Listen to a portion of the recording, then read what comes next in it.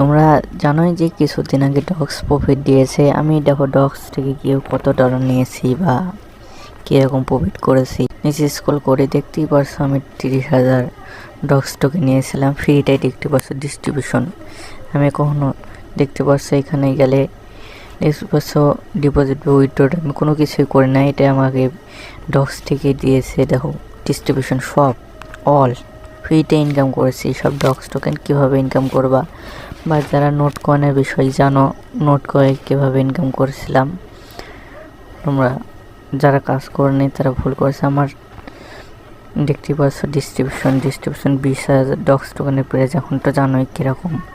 তারপর দেখতে পাচ্ছ সেল দিয়ে দিয়েছিলাম, 15,000 ডিপোজিট করে নিয়েছিলাম এখান থেকে ফ্রিতেই।